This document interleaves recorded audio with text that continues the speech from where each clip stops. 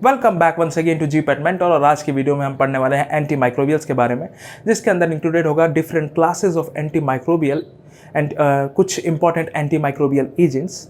तो चलिए हम सबसे पहले important classes of anti microbial से शुरू करते हैं। तो एंटी माइक्रोबियल्स हमारा टॉपिक्स है, तो इससे पहले मैं कुछ चीज़ें आपको याद दिला देना चाहता हूँ कि ये आपका एंटी माइक्रोबियल जो टॉपिक है वो इनऑर्गेनिक फार्मास्यूटिकल केमिस्ट्री में पढ़ रहे हैं। जब आप इसको कोलॉजी में पढ़ेंगे, फार्माकोलॉजी में पढ़ेंगे, तो एक बहुत बड़ी यूनिट बन जाती है जिसके अंदर आप antifungal, antimalarial, antileprotic, antitubercular के बारे में पढ़ेंगे, जिसमें एंटीबायोटिक्स भी आते हैं।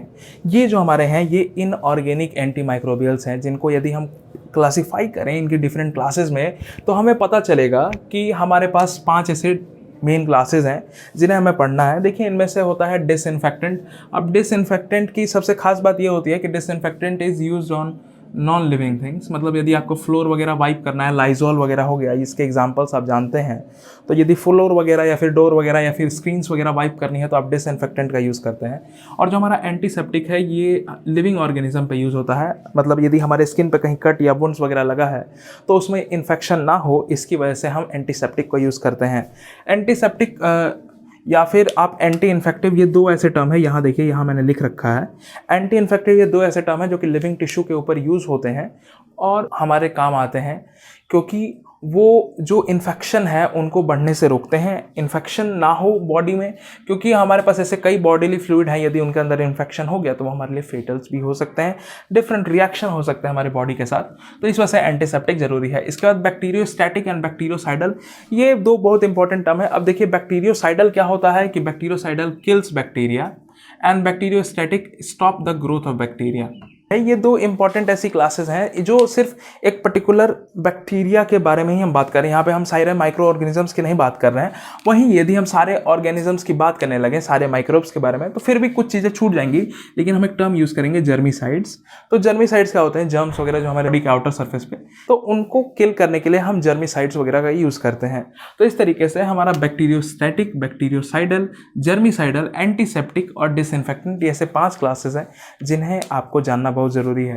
देखिए, मेन तो यदि आप बात करें तो ये दो मेन क्लासेस हैं, एंटीसेप्टिक एंड डिसइंफेक्टेंट। ये दो टर्म्स कह लीजिए, ये दो हमारे टर्म्स हो गए। अब देखिए, कुछ इंपॉर्टेंट एंटी माइक्रोबियल एजेंट्स हैं। एंटी माइक्रोबियल एजेंट में सबसे पहला आता है हाइड्रोजन पेरोक्साइड, जो कि एक जर्मीसाइड है। तो इसी वजह से आपको जर्मीसाइड एजेंट बताना जरूरी था। और इसकी पुअर परमिएबिलिटी है। पुअर परमिएबिलिटी मतलब हमारे स्किन के रिगार्डिंग इसकी पुअर परमिएबिलिटी है। नेक्स्ट आ जाता है पोटेशियम परमैंगनेट। ये होता है केमेनोफोर। ये क्या है? इसके पास काफ़ी सारे प्रॉपर्टीज़ हैं। एंटीबैक्टीरियल है, जर्मीसाइडल है, एंटी फंगल है। क्लिनजिंग एक्शन दिखाता है वुंड्स के ऊपर। मतलब हमें यदि वुंड वगैरह है उसके ऊपर हमें कुछ क्रीम या ऑइंटमेंट वगैरह अप्लाई करना है, तो उससे पहले हम पोटेशियम परमैंगनेट को लगा के उसको क्लीन कर सकते हैं। डीऑडराइजिंग एक्शन है, मतलब सप्रेस करता है ऑर्डर्स को, तो डीऑडराइजिंग एक्शन है इसका। फिर आ जाते हैं सिल्वर नाइट्रेट। सिल्वर नाइट्रेट होता है AgNO3। ये होता है used in preparation of ink and dyes. ये दो इंपॉर्टेंट पॉइंट्स हैं, लिख लीजिएगा। आई लोशंस में यूज होता है विथ एक्वस सॉल्यूशन। एक्वस, अगर आप आई लोशन बना रहे हैं और एक्वस सॉल्यूशन में आई लोशन बन रहा है तो उसमें आप AgNO3 का यूज़ कर सकते हैं। And ophthalmic treatment of new borns, इसको नियोटैंटम कुछ ऐसे करके, मेरे को प्रॉपर वर्ड नहीं याद आ रहा है। तो ophthalmic treatment of new borns में अपन यूज़ करते हैं सिल्वर नाइट्रेट को। और उसके बाद अपन बात करते हैं नेक्स्ट जो हमारे पास एजेंट है वो है क्लोरीनेटेड लाइम। क्लोरीनेटेड लाइम का फॉर्मूला होता है CaOCl twice, OCl in bracket. तो इसमें आप ब्लीचिंग एजेंट, इसको दूसरा नाम इसका ब्लीचिंग पाउडर भी होता है। यदि आपको इसका एक और नाम है, यदि आपको पता हो तो मुझे ज़रूर बताइएगा कमेंट सेक्शन में लिख के, what is the another name of bleaching powder, जिसको आप क्लोरीनेटेड लाइम कह रहे हैं, इसका दूसरा नाम क्या है? चलिए, अभी तक आपने लिख दिया होगा या फिर नहीं लिखा होगा, मैं आपको बता दे रहा हूँ। इसको कैल्शियम हाइपोक्लोराइड भी कहते हैं। तो इसको नोट डाउन कर लीजिएगा कि क्लोरीनेटेड लाइम या ब्लीचिंग एजेंट को अपन कैल्शियम हाइपोक्लोराइड भी कहते हैं। ये एंटीसेप्टिक और डिसइंफेक्टेंट दोनों की फॉर्म में यूज़ हो सकता है। अब देखिए, यहीं ये पॉइंट इंपॉर्टेंट हो जाता है कि सर ये दोनों चीज़ें कैसे हो सकती हैं। तो ये दोनों चीज़ें ऐसे हो सकती हैं क्योंकि आपने यदि 12th में पढ़ा होगा तो 12th में आपकी केमिस्ट्री के अंदर इन्वायरमेंटल केमिस्ट्री करके एक चैप्टर था, उसके अंदर आप डिफरेंट डिसइंफेक्टेंट और एंटीसेप्टिक को पढ़ रहे थे। तो उसमें आपको पता चल रहा था कि in higher concentration things behave as disinfectant and in lower concentration thing behaves as antiseptic. Things का यहाँ पे मतलब उन पर्टिकुलर कंपाउंड्स है जो दोनों की दोनों सिर्फ कंसंट्रेशन बेसिस पे अपने जो काम है उसको चेंज कर सकते हैं। हालांकि हाई कंसंट्रेशन में डिसइंफेक्टेंट की तरह काम आता है और लो कंसंट्रेशन में एंटीसेप्टिक की तरह काम आता है। तो वही हमारा क्लोरीनेटेड लाइम उसका एक पर्टिकुलर एग्जाम्पल हो गया। क्लिनजिंग सॉल्यूशन फॉर पेशेंट्स वगैरह को क्लीन करने के लिए अपन एक्वा सॉल्यूशन में यूज़ कर सकते हैं इसे। Use in scarlet fever, diphtheria and gangrene. इसको अब पॉइंट को एकदम इंपॉर्टेंट है, नोट कर लीजिएगा। Which of the following anti microbial is used in scarlet fever, diphtheria और गैंग्रीन। तो आंसर आ जाएगा आपका क्लोरीनेटेड लाइम। आयोडीन है reduce the risk of goitre and treat thyroid cancer. यदि आपको फिर से पता हो, मैंने आपको मैंने आपको रेडियो एक्टिविटी वाले चैप्टर के अंदर या वीडियो के अंदर मैंने आपको समझा रखा है कि कौन सा जो एजेंट है हमारा I-125 या फिर I-131 को हम यूज़ करते हैं थायराइड स्कैनिंग के लिए।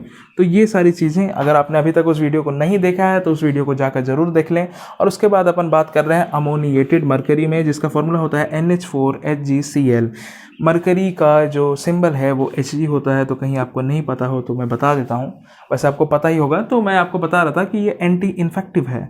एंटी इन्फेक्टिव होने का मतलब ये है कि ये एक एज एन ऑइंटमेंट यूज़ होगा हमारे टॉपिकल इन्फेक्शंस के लिए। टॉपिकल इन्फेक्शन क्या होते हैं, मतलब एक्सटर्नल बॉडी पे यदि हमारी स्किन है, यहाँ पे कहीं यदि टॉपिकल इन्फेक्शन हो जाता है तो हम इसको एंटी इन्फेक्टिव के तौर पे इसे यूज़ कर सकते हैं। किस फॉर्म में, विच डोजेज में? ऑइंटमेंट की फॉर्म में यूज़ कर सकते हैं। किस चीज़ से बचाने के लिए? तो स्टेफाइलोकोकल इन्फेक्शन और थ्रेड वॉर्म्स को डिस्ट्रॉय करने के लिए हम अमोनिएटेड मरकरी को यूज़ कर सकते हैं। तो इस तरीके से आपका एंटी माइक्रोबियल्स के कुछ जो इंपॉर्टेंट पॉइंट्स हैं ये पूरे हो जाते हैं। ध्यान दीजिएगा मैं क्या कह रहा हूँ। आप इन सारे टॉपिक्स को इनऑर्गेनिक केमिस्ट्री के जो वैल्यू रखता है, इनऑर्गेनिक केमिस्ट्री हमारा जीपेट में जो कि 1 क्वेश्चन का है, उसी के अकॉर्डिंग ये सारी वीडियोस बनाई हुई हैं। तो इसमें कोई आपको दिक्कत नहीं होनी चाहिए। ये सारे टॉपिक्स इसी तरीके से पूरे हो जाएंगे आपके। चलिए, तो आज के वीडियो में बस इतना ही। मैं इस वीडियो में लिमिट टेस्ट भी पढ़ाने वाला था, लेकिन कुछ कारण से मुझे अभी मैं लिमिट टेस्ट नहीं पढ़ा पाऊंगा। अपन उसके लिए एक सेपरेट वीडियो बना लेंगे लिमिट टेस्ट के रिगार्डिंग। और फाइनली आपका एंटी माइक्रोबियल्स पूरा हो गया है। यदि इसके रिगार्डिंग कोई भी आपकी क्वेरी हो तो आप कमेंट सेक्शन में ज़रूर लिखिएगा। और यदि आपको वीडियो से कुछ नॉलेज मिली हो तो वीडियो को शेयर, लाइक, चैनल को सब्सक्राइब करना बिल्कुल भी ना भूलें। तब तक के लिए अलविदा।